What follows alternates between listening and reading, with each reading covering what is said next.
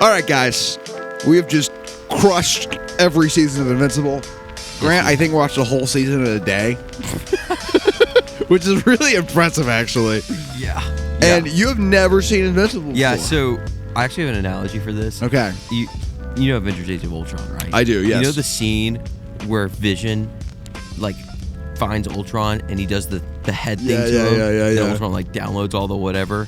That's how it felt watching 3 seasons of Invincible in 4 days. Yeah. So, I'm very new to this. If I mess up some character names or I'm slow on some things, be gracious, because I have just caught up on Invincible. Yeah. The only thing I haven't seen is the Anime special. Right. I haven't seen that. Yeah. So, yeah. What are your first impressions? Great storytelling. I think that's like what has really hit me the hardest, especially season 1. You know, like animation style. Obviously, like it's not going to be the highest in animation, but from a specifically writing and storytelling standpoint, it's great.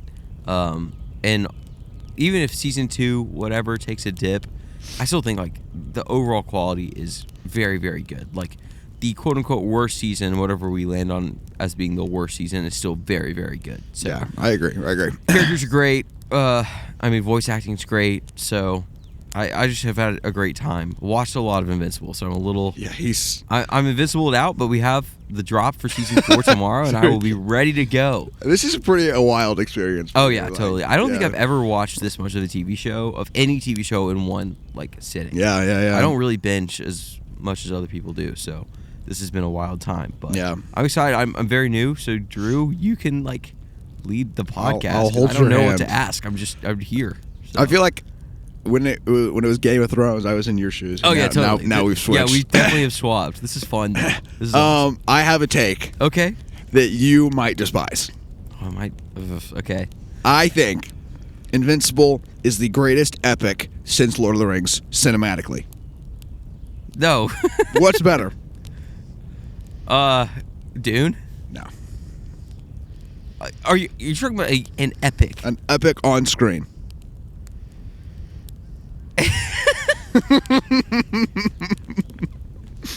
This is dumb. This is a dumb conversation. No, I think no. You haven't seen Game of Thrones. It's tough because like Lord of the Rings is kind of like the Godfather. I'm not saying fantasy. I was about to say low-key like period. all epic fiction, but no, I agree. Since Lord of the Rings, we've had Dune recently. We've had Game of Thrones. Yep. Haven't been a ton of huge adaptations, honestly. I mean, you have the MCU. Would you call the MCU a sweeping epic? Because that's a little more comparable to what this is. I think that might be a reach. I don't think the MCU is a sweeping epic. I would kind of argue Invincible. I did not leave my Invincible binge 4-day experience thinking, oh, this was an epic. But we're only on season 3 out of like 10. I know, but and if each story continues to be this good, and it's a sweeping epic across the whole galaxy, and we have lore for every character. Yeah, it's definitely closer to an epic than the MCU is. Currently, I would agree. Yes. I don't know. It's a reach. I knew this would piss your fantasy brain off. I mean, yeah, to even put this and Lord of the Rings in the same sentence in like a specifically epic conversation is ridiculous. I said since Lord of the Rings. I'm not saying it's better than You've Lord of the said it Rings. in the same sentence. That's so funny. I think that this currently is a higher quality show than Game of Thrones because Game of Thrones didn't stick the landing, but I do think Game of Thrones is a better epic, like sweeping epic than this. And you haven't seen Game of Thrones, so you can't argue. This is true. This is true. You've literally only seen not House of the Dragon, Knights of the Seven Kingdom. I also think Dune is a better sweeping epic in the sweeping epic sense than this is. Okay. I don't know. I think I disagree. I know you disagree because this was your take. I think with Dune, at least cinematically, I'm arguing from a cinematic perspective. Haven't read any of the source material for anything we talked about except Lord of the Rings. But in Dune, I'm like, you don't have a ton of character development for side characters. Like Oscar Isaac, Josh Brolin. That's not entirely true. There's also Loki a lot of Dune books. And true. No, I agree. It is very centered on Paul. I'm saying with Invincible, that's fair. you have characterization of basically every character, and at least an episode or half an episode focused on them. You're kind of right. On every character. From a storytelling standpoint, I can see how you make that jump. And like even just, I'm talking storytelling. I'm not talking visuals. Yeah, I think what's genuinely holding me back is low-key the visuals. Yeah. Like visually, you can't compare it to Lord of the Rings or Game of Thrones. Right, completely agree. That does, like, the world building environment part of a visual epic does go a long way, I feel like. And obviously there's like world building and everything, but like not from a lived in story. Like, you don't look at a frame of Invincible and you're like, wow, there's so much storytelling going on in just like the environment, you know? Right, yeah. That's not what the show needs to be. I'm not saying it should be. If Amazon wanted to pour more money in and it was that, great, but that would be sick, Amazon. I don't know how a show is this popular and Amazon's like, we're going to give you less money to make it. Apparently for seasons 2 and 3 they gave them less money, and then they bumped it back up to where it was for season 1 for 4. Which with inflation, I'm curious how close that actually insane. is. I'm like, Amazon, what are we doing here? Well, I understand if you have a popular show and it's quote unquote easy to make, to just like pump less money into it, people can still watch it. But I'm like, this is quality television. Yeah, put more money into it. Stop putting as much money into Rings of Power. I say that sadly. I wish that Rings of Power was as good as it could have been. But yeah, I'm gonna disagree with your take. Okay, yeah, I kind of figured. I don't think it's a sweeping epic yet. Now, if we're still doing this podcast in 7 years and we get through the last season of Invincible, we can revisit this conversation. Okay, yeah. I don't think it's hit that point yet, but it could. Robert Kirkman, who's the guy who wrote the comics, he said he wanted to do 9 or 10 seasons. I would love for there to be this, and it's easier to do 9 or 10 seasons of this than live action. So yeah, for sure, more feasible. So yeah, I don't know. I love it. I will take as much Invincible content. They, I think, announced season 5 will come out like next May year. of Yeah. 27. So we're still getting Invincible, which is really cool. I don't know. I like Invincible. I'm not willing to put the sweeping epic label on it yet. Okay, I am. I'm willing to slap it on there. All right, welcome back to... And we are talking about Invincible's seasons 1 and 3 and 2. Yeah, 1, 3, and 2. It's an early morning. Yeah, we can count. It's cold. It's so cold. All right, Grant. Okay. So you have never seen a single episode of Invincible until about 4 days ago. Well, that's not true. You and I had watched the first episode like a month or two ago. Right. When you told me, hey, you got to catch up on Invincible so we can do season 4. I said, sounds great. Yep. I know I needed to watch it. Then I procrastinated and didn't watch a single episode until about 4 days ago. Right. Okay. And then I binged 3 seasons. Okay. So I'm very fresh. And this all kind of, doesn't feel like one show. Well, yeah, no, it kind of But it does run a little bit more together than if I had waited in between each season. So. All right, so season 1, I would kind of argue is the best season of Invincible to date. Would you agree? And what are your thoughts on season 1? Yeah. Okay, well, yeah, we'll start with season 1. I would agree that looking back, it's at least my favorite and probably the best structured. Just like from a storytelling standpoint. Also, if you haven't seen Invincible, we're going to talk about spoilers. For we are about to spoil the seasons, crap out of the show. This is your spoiler warning, I guess. I think the whole Omni-Man mystery, why did he kill the Guardians of the Globe, going throughout the whole thing, is a great inciting incident. Right. It's a great hook. For sure. But also, there's a lot of inciting incidents and a lot of stuff that happens, and it all builds to that in cool ways. Like, there's kind of the whole subplot of Mark getting his powers and getting trained, and then, you know, he's starting this relationship with Amber, and how does that look, and how does he balance that and his powers, which is kind of a Spider-Man thing, like very much Peter and MJ, but it was done very well. And then you have kind of the Guardians of the Globe and all those quote-unquote side characters fleshing out their own stories, and then you have, you know, Cecil and Donald and all that stuff. Like, there's a ton of stuff going on that builds to that last episode. So yeah, I don't know, I think it's very well structured. I think the character moments to get to there are great, and then the finale's great, and so it's hard to look at season 1 and like nitpick it a ton. Yeah, were you surprised by who Omni-Man was? Well, okay, it's hard because knowing enough about Invincible to know the concept, I know that Omni-Man isn't like a good guy. You know he's not. And I've seen all the clips of like, or all the brain rot, of Omni-Man talking to Mark. And I don't know the context or the details, but like, I know that something's going on there going into the show. So I was kind of surprised when he started killing him at the end of episode 1. I was like, wow, that's kind of crazy. But I knew about what the show was. I knew it was pretty gory, and so I knew that would be on brand for the show. So it wasn't a huge shock. Now, if I had watched it right when it came out, no context, I would have been super shocked. So, I mean, I think the genius of specifically episode 1 is it sets it up so basic as like, oh, this is just your average teenage superhero show, and then in the last 30 seconds, it completely subverts everything, and you're like, I have no idea what. Well, honestly, is. The first episode was my least favorite. Yeah, no, I agree. Like until the last little bit, but like I was like, wow, if this is the whole show, this is going to be a little bit of a slog. Yeah, like, no, I agree. And then, well, also once you get to know the characters, you know, it definitely helps you invest more in the show. But yeah, I think once we got kind of past episode 1 and into the mystery, and you know, Damien Darkblood is investigating this, and Cecil is like, what's going on? But he kind of knows, but he kind of doesn't.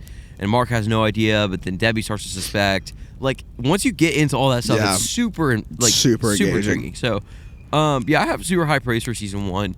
I think the animation is also the best of what we currently have of Invincible. So, like, the final fight scene at the end of season 1 is great. The train sequence. Oh yeah, train sequence is crazy. Insane. It's insane. And I think the emotional stakes are really what makes like the finale so great. 100%. You know, like 100%. We could dig into the finale specifically, but like Debbie finding out and like all that is super, like her whole life's a lie. And you're like, holy crap, like that's actually crazy. And then Mark starting to find out and figure out what's going on. That stuff gets like really, really crazy. And then there's this whole father-son dynamic, but like the whole dynamic of Mark, we're going to outlive this whole world. Why do you even care? And then, I mean, it's really the scene when he's getting like beat to a pulp, and he's like, you know, when we're still here, like, what will you have? Because everything else will be gone. He's like, I'll still have you, Dad. Like that moment, I was like, oh my gosh, like, oh my gosh, what a lie! Like that's, and then that is an inciting incident for Omni-Man in a different way. Right, and then I don't know, it's just. It's really great storytelling. I can't speak highly enough about the storytelling. So I'm glazing, I'm ranting, but that's where I'm at with season 1. No, I think what makes this show so good is twofold. A, it takes the superhero tropes that everyone knows exists. Yeah. And then subverts them on their head. Yeah. And B, and it does it in a smart way. Yeah. Which some shows, The Boys, have just kind of done in like a lazy way. And B, it gives every single character understandable motivation, as opposed to just like violence for the sake of violence, or like have Omni-Man be the big bad just because. Yeah. There's character growth for literally everybody. Every single person. It's kind of crazy, even for side characters that you're like, why did this character get so much backstory? Even for like a William. Yeah, like William has a whole relationship and storyline that like matters a lot to him, and you know you can take stuff from that. So, and even like side super like. Martian, or not Martian Manhunter. What's his name? The stretchy guy. Dude, I watched 3 seasons in 4 days. I don't remember. But I know he's Martian Man. Ray gets a character arc. Yeah. Rex has a ton of development. Right. Like, I think side superheroes, it'll be so easy to just kind of like. Yeah, even the Immortal and Duplicate, which I did not like the Immortal or Duplicate. I mean, but by the end of season 3, you're kind of like, I mean, these characters have what they care about and who they are. Yeah. You know that about them just from like their actions and how the seasons have been told. So yeah, it's really great. We're getting smoked out right now. Yeah, the fire has died, but you know what can you do? But yeah, I mean, talk about your experience watching Invincible and season 1, and I don't know, like I feel like you always been really high on Invincible. I love Invincible. Yeah, I think I'm trying to remember. I think Ethan Johnson. Shout out Ethan Johnson. Shout out, bro. I think he probably hooked me on Invincible, and it's like, bro, you have to watch it. Yeah. So I did, and I was super shocked by episode 1, and then I literally binged it all in probably like a week and a half. Like the whole 1 through 3. Oh, so you hadn't watched it until more recently? I watched it about a year ago. Okay. Yeah. Oh, so we're both relatively new. Yeah. Well, I guess it's time to hop on the train then. Yeah. I don't feel super behind now. You're not. I've known about Invincible for a while, but I've always kind of been like, oh, it's that one animated superhero show that people like a lot, but I don't ever watch it. So I don't know. It's that one show.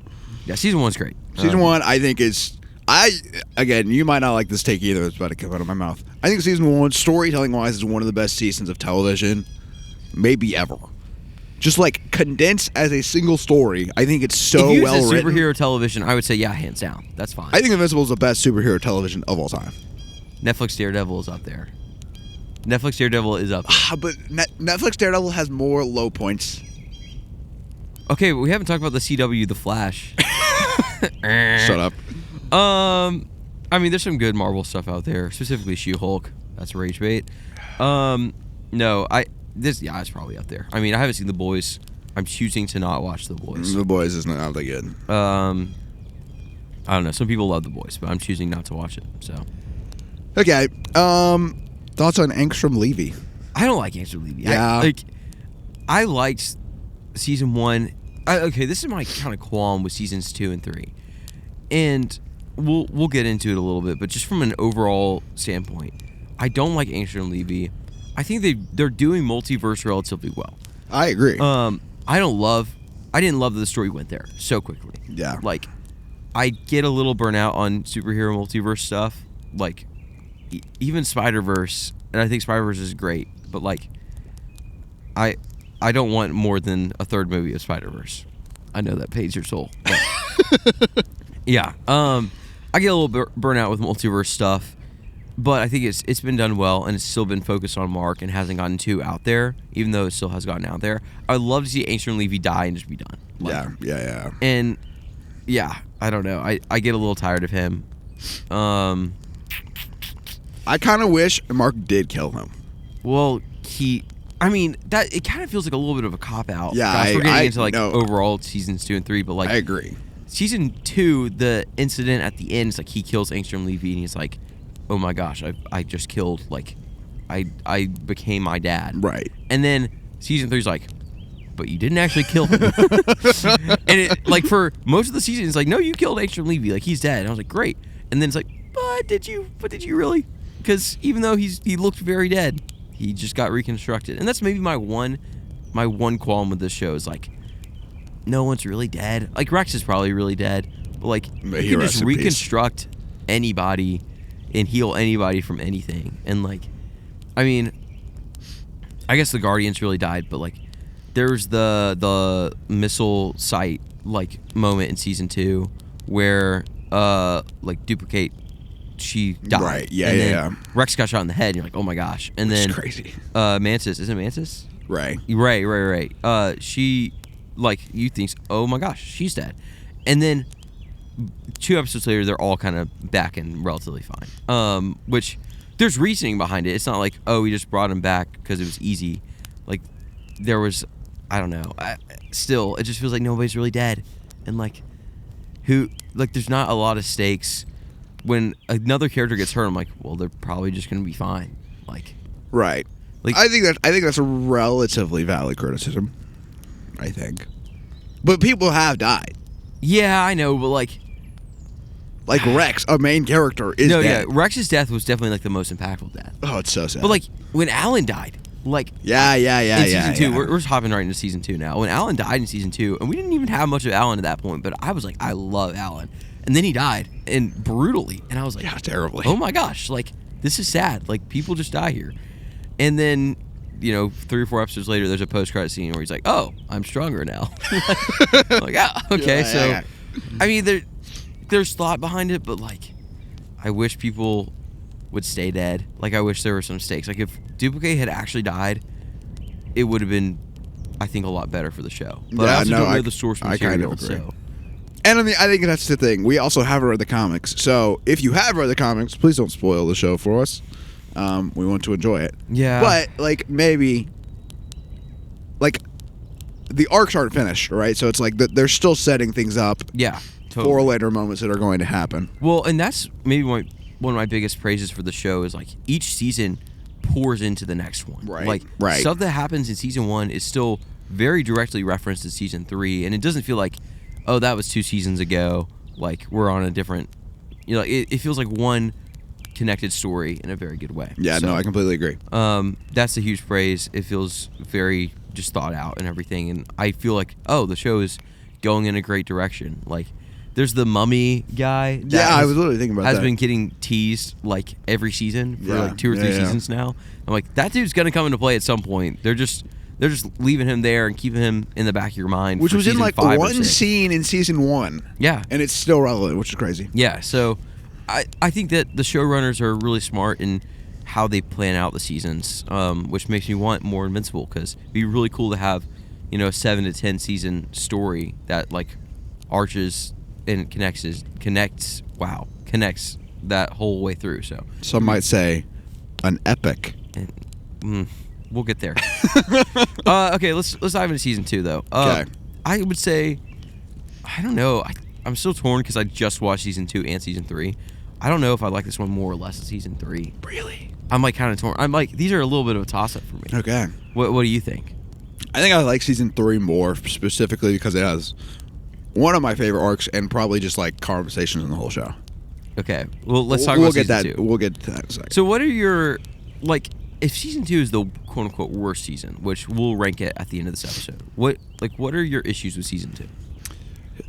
I mean, just not as tight, maybe? I think it's less cohesive, and I also don't think I like Amber a ton.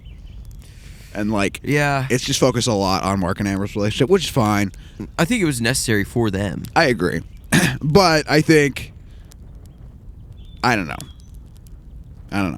No, I would agree. I think from literally episode 1, you're like, oh, Mark and Eve need to get together. Right, 100%. And then you kind of have like a 2-season sidetrack where you're like, but Mark's with Amber, and we're going to act like Amber's MJ for Peter Parker. But then they don't get together. And then season 3, jumping to that, they're like, oh, everybody's chill with everybody. Like, yeah, exactly. We had this really emotional breakup scene, and then like, oh, they're just friends, and they're fine talking about each other's relationships. Like, I mean, great, super healthy for them. Yeah. But I was like, it kind of feels a little bit like that, you know, season and a half, 2 seasons of being with Amber. It's just like, kind of like the high school girlfriend, which is fair. Right. She was, but I don't know. I mean, I think it's fine. Yeah. What do you think about season 2? I think it's good. Like, very, very good. I think Omni-Man's arc is very good. And, okay. Like, we'll have to get into that more for season 3 as well. But, like, I guess I still have issues with him, obviously. But, like, when you get, I think it's episode 4 where... That their accents. Yeah, you kind of get all that stuff in his backstory and, like, the moment when he's by the black hole about to, like, go into it. I did love the duality of when he's looking at the black hole and then Debbie's on the bridge. Oh, my gosh. Like, that symbolism is crazy. Yeah, and I think there's just stuff in general, like, it's they show the full impact of the end of season 1 for him as well. And there was a moment, because it basically picks up from the end of season 1 and just goes straight into where he's been. I'm like, you could restructure or watch these episodes in a different order and pick up right there if you wanted to start with Omni-Man's arc. Like, you could. Which is interesting. So, I don't know. I think his character development is very interesting, and to see the seeds planted in him of, wait, I actually don't want to be a Viltrumite. Like, that's kind of crazy. And so, I liked that. I think there's issues with him, too. Like, he doesn't have everything straight, but he's getting there. And so, I like that part. Again, I like Alan a lot. I don't like Ancient Levy, and him being the big bad of the season felt a little bit just underwhelming. So, I think that's my biggest qualm. I do think out of all the characters, he got the least amount of character development, and like, well, he's kind of like, I say that, but I don't know. I agree with myself. No, I agree with you, because he's kind of just like, I want to heal everything, and then somewhere in there he gets to, I have to kill this one specific Invincible who's a good guy, and then no matter what he does, no matter how many other universes he's in, he's like, I have to kill this one. Well, it's because he's the one who blew up his machine. But that's stupid. Like, that's not stupid. He's supposed to be one of the smartest men ever to have lived. Right, but then his brain got damaged because the machine blew up. I know. I think it's and he merged with all the people who hated Invincible. I know. I just think it's dumb. Okay. I guess No, that's fair. I don't get behind him as a villain that much. Yeah, okay. But the season starts to set up the Viltrumites as the ultimate big bad, Right. which we get into with Conquest in season 3. So Yeah, you get Anissa in season Anissa, 2 and Krieg, the guy with the whole monocle. Yeah, there you go. Let's go. I have an innate ability to pull random characters out of my do. butt. The Thraxan sequence is great too. Like, Yeah, that whole episode that is fight really, is crazy. really great. The girl with the hair. Yeah. Yeah, it's crazy. Yeah. She's insane. So like that stuff is great, and I want to get there with the show. I want to stop wasting time on Angstrom Levy. So I think that's where my issue with season 2 is. Okay. Yeah. For the most part. Yeah. I think that's fair. I think that's valid. All right, let's talk about season 3. Let's do it. This is the most recent season of Invincible. It's true. And this is where we will pick up with for season 4 is the end of season 3. Right. There's a lot of loose ends at the end of season 3. I feel like each season has a lot of loose ends. Yeah, I would agree. And they pick them up great in each following season, so I have a lot of faith for season 4. But season 3 covers this kind of whole Marcus wrestling with his own duality of humanity and being a Viltrumite, and am I like my dad? And that's kind of the through line for this season. You know, based on how he quote unquote killed Angstrom Levy at the end of season 2. I think that's super interesting. 100%. And him wrestling with like, am I a human? Like, am I a part of Earth, or am I a Viltrumite? And like, how do I balance that out? Because like, the reality is he will outlive his mom and basically everybody. And Oliver, William and literally everybody except his dad. Well, Oliver's a toss-up, but I mean, Yeah, but he ages so much faster than everyone else.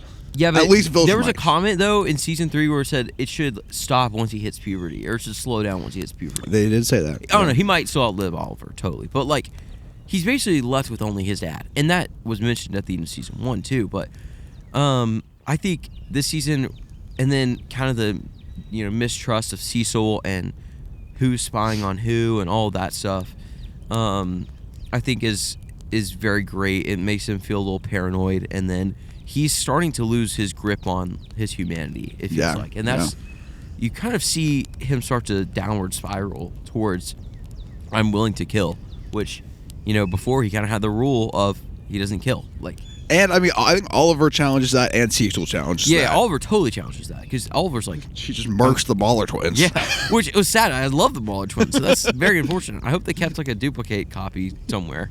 No, that was unfortunate, but yeah, he's definitely challenging it, and yeah, I think Cecil too is not helping anything, because he's like, oh yeah, I'm just gonna keep these big dads and use them, and like, that's not good. So Okay, but why? Because I'm low-key team Cecil.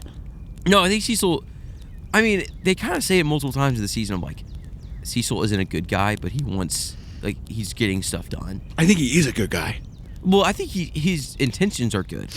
Some of the ways that he's doing stuff is not great. But if you're in Cecil's shoes and your goal is to protect the planet, No, and I don't. you know Yeah. that the Viltrumites are coming, and you saw Mark go up against one and get destroyed.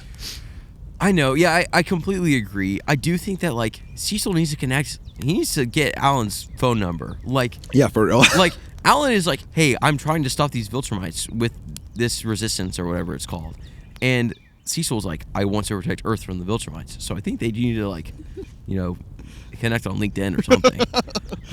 Because they got the same intentions as Alan is a lot. I feel like he's a lot more effective right now. So I don't know. I think I'm ultimately Team Cecil. I think Mark kind of had to stick up his butt for the whole season. Yeah, low-key, I agree. But he also has been through a ton. So Right. It's hard. I don't love Oliver, but I like that Mark is now having to wrestle with, like, His own, like, reasoning.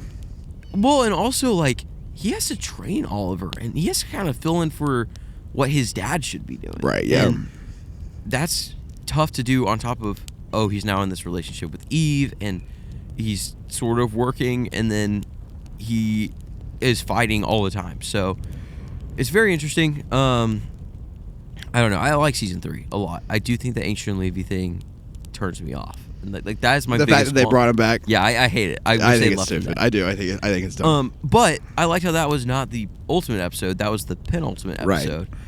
And of course, we didn't get him killed off, so we'll have to wait for a later season to see what happens with that. But Then you get Conquest. And yeah, you're yeah. like, oh my gosh, here we go. Here's all the fallout. Like this is going down. Conquest is ridiculous. Yeah, and he kind of just destroys Mark for a long time. For 42 minutes. And then Mark finally snaps, sort of, when Eve gets really, really badly hurt, basically killed. Oh, yeah. Which I thought, oh, wow, like, she's dead. But then I was like, she's not dead. There's no way. And so I thought some of the Eve reveals were cool. I need to watch the Adam Eve special. I have not done that yet. But I think, yeah, this is Mark's... he really turns the corner on, like, I will kill people. Yeah. Like, I am willing to kill anybody who's going to hurt my family. And it's kind of... I think this is what I was thinking about before we started doing the podcast of Mark kind of has two routes of, like, he can either push away everybody he loves and, like, you know, kind of become a loner and protect his family that way, or he can kill people. Like, those are the two routes because he can't keep up not eliminating his enemies and protecting his family because, I mean, his mom got her arm snapped. Right. Oliver got absolutely bodied in the last episode, and then Eve almost died, and it's kind of repetitive. So, I don't know. Like, he makes that decision, and you start to wonder, like, is this kind of a tragedy of Invincible? Like, that is genuinely what I thought of. Like, is this show going to be about how Invincible becomes his dad? Like, it's a little bit of The Godfather of you become the thing you swore not to be. Yeah, and, yeah, like, yeah. That's a really interesting concept for me. Like, I am hooked into the show for that reason. But now Omni-Man's kind of a good guy, so I don't know. It's interesting. It's super intriguing. I think that part of the story was very, very intriguing.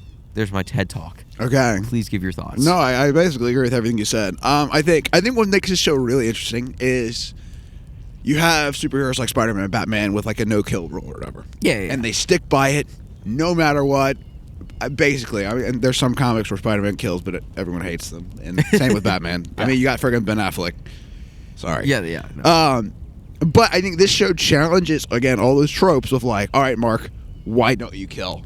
And he has to wrestle through that, and then people are killing around him, and he's like, frick, my mom gets her arm snapped, Eve got her guts ripped out. Yeah. Like, I don't know what I'm doing. Yeah. So I think the show is just so smartly written in that regard. Yeah, totally. And there's a little bit of this underlying, like, well, Mark, like, yes, you want as much time with them as you can get, but, like, you're going to be here long gone. Like, that's when they're long gone. Like, that, they will be gone, and you will still be here. And you kind of get, it's the time travel episode when he goes and has to kill Immortal. That episode's crazy. Crazy. Great episode. Great episode. Yeah. Very cool concept. But you see kind of what Mark could become of, like, he wants to die. Like, his longevity of life can be exhausting. And, like, obviously we're in the very young stages of Mark. I don't know how old he'll get throughout the scope of the show, but yeah, like, he has to wrestle with his relative immortality. Like, that's super interesting. And I don't know, that's a cool kind of underlying motive for some of the stuff with his family. And, like, Oliver kind of says, like, oh, these people are, like, they're nobody. But then his mom's like, am I a nobody? And he's like, no, I love you. But Oliver kind of says, like, yeah, these people are fleeting. And that's what his dad says too. And I think that ideology started to root its way into Mark's mind a little bit. So, but I think Nolan's taken the opposite train, where he's like realizing the value. Like, even the Thraxans, he was like, frick, like, we have to protect them. Well, and he was starting to comment on their, like, speed of life. Like, yeah, like, they die in about a year. Like, that's their life cycle, and that's sad. And also the moment where he's like, I miss my wife, which was a really great moment. Yeah, fantastic. Very great moment. I don't know, like, I love how they're kind of juxtaposing. Like, it kind of feels like Mark is going to where Nolan was in season 1, and Nolan is going to where Mark was in season 1. And that's super interesting. Great storytelling. So, I think the overarching ideas of season 3 are great. I think the Viltrumites being the big bads is great. I want more of that. I want less of the multiverse Angstrom Levy. Yeah. That's my take. So. No, I think it's fair. Rex dies. Yeah, that was so sad. And I started going through the stages of grief.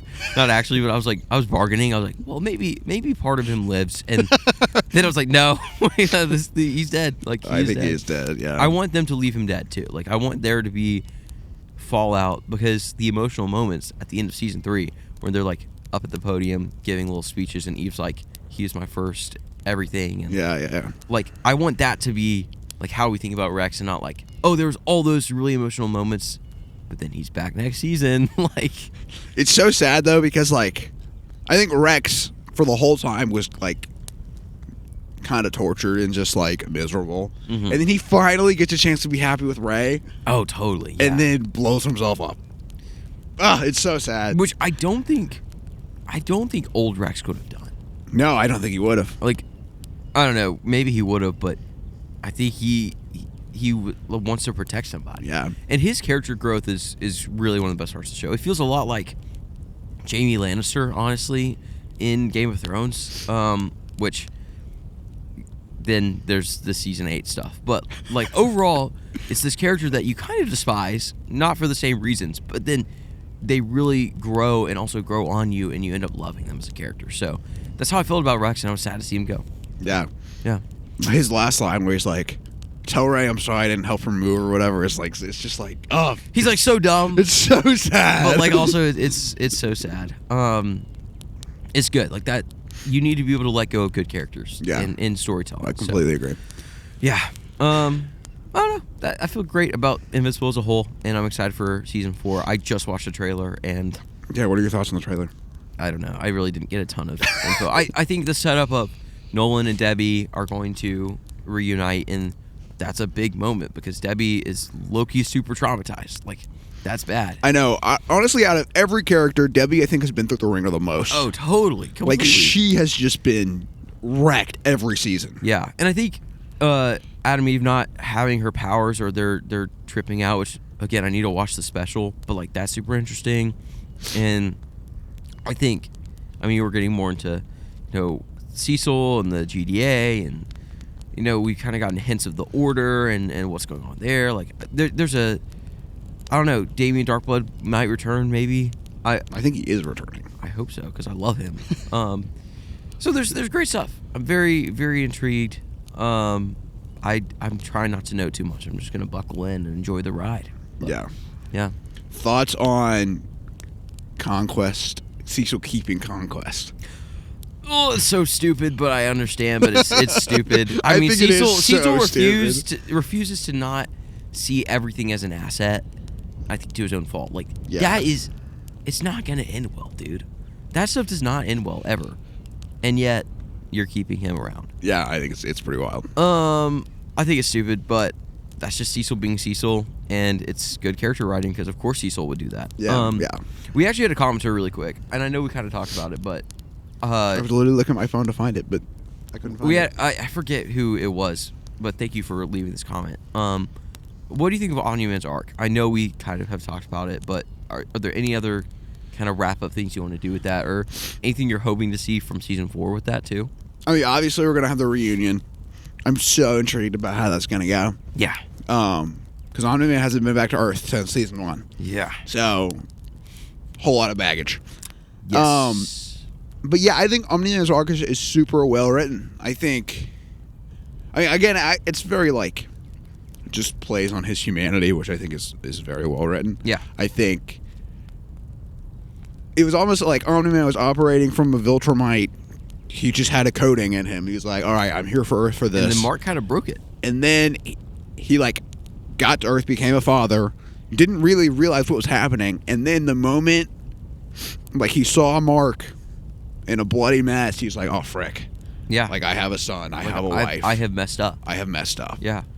And then having him wrestle with that, I think, has been really good. I think, yeah, and I think another great part about the show is, like, not every person. I would say there's not a single person who is 100% right in their beliefs in the way they do things. Yeah, I mean, Mark even. There are moments that I'm like, Mark, what are you doing, dude? Yeah, I think every character was written with so much intrigue and, like, from every perspective, you can put yourself in the character's shoes and be like, I understand why they would do everything they're doing. Yeah, completely. Even the Viltrumites. Like, if I was a all-powerful human they want to help who live forever, people. I can understand how you get to that point that they're at. It's very much a Thanos mentality of, like, 100%. People have to die so more people can live, which is not correct, but you understand it. You understand it. Yeah.